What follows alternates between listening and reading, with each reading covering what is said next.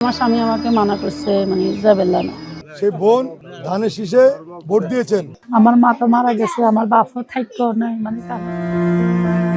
নিজের নাগরিক দায়িত্ব পালন করাও যে মানুষের অপরাধ হতে পারে তা কে জানত। স্বামীর নিষেধকে উপেক্ষা করে ভোট কেন্দ্রে ভোট দিতে যাওয়ায় স্ত্রীকে তালাক দিয়েছে স্বামী। এটি কোনো সিনেমার দৃশ্য নয়, বরং সমাজের চরম মূল্যবোধের অবক্ষয়েরই প্রমাণ। আর এ ঘটনায় তালাকপ্রাপ্ত ফেনীর সেই গৃহবধূ বিবি জহুরাকে ঘিরে দেশ জুড়ে শুরু হওয়া আলোচনার মধ্যেই ঘটনা নতুন মোড় নিয়েছে। স্বামী ছেড়ে চলে গেলেও তার পাশে দাঁড়িয়েছেন বিএনপি চেয়ারম্যান তারেক রহমান। গত কয়েকদিন আগে ফেনী সদর উপজেলার ৯ নম্বর ওয়ার্ড স্বেচ্ছাসেবক লীগের সভাপতি ইসমাইল হোসেন কাউসার স্ত্রী বিবি জহুরাকে ভোট দিতে নিষেধ করেছিলেন, কিন্তু সেই নিষেধ অমান্য করে জহুরা ভোট কেন্দ্রে গিয়েছেন।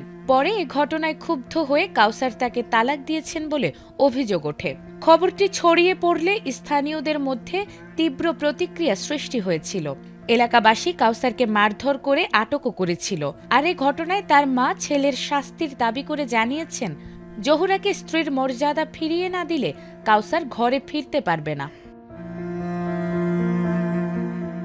ঘটনাটি জানাজানির পরই তার পাশে দাঁড়িয়েছেন বাংলাদেশ জাতীয়তাবাদী দলের চেয়ারম্যান তারেক রহমান। তার নির্দেশে শনিবার বিকেলে ঢাকা থেকে জহুরার শ্বশুরবাড়িতে গিয়ে আমরা বিএনপি পরিবারের পক্ষ থেকে আনুষ্ঠানিকভাবে দায়িত্ব নেয়ার ঘোষণা দেয়া হয়েছে বলে জানিয়েছেন প্রতিনিধি দলের নেতৃত্বে থাকা সদস্য সচিব কৃষিবিদ মোকসেদুল মমিন মিথুন। এছাড়াও দ্রুততম সময়ের মধ্যে নতুন ঘর নির্মাণের পাশাপাশি সন্তানদের ভরণ পোষণ ও পড়ালেখার দায়িত্ব দল নেবে বলেও জানিয়েছেন তারা। এ সময় জহুরার হাতে তাৎক্ষণিকভাবে নগদ অর্থ তুলে দেওয়ার পাশাপাশি প্রতি মাসে আর্থিক সহায়তা পৌঁছে দেওয়ার প্রতিশ্রুতিও দেয়া হয়েছে। এছাড়াও তার সংসার পুনর্স্থাপনে এলাকাবাসীর সহযোগিতাও কামনা করা হয়েছে। ৩ সন্তানের ভবিষ্যৎ নিয়ে উদ্বেগের মধ্যেই রাজনৈতিকভাবে ঘটনাটি নতুন মাত্রা পেল।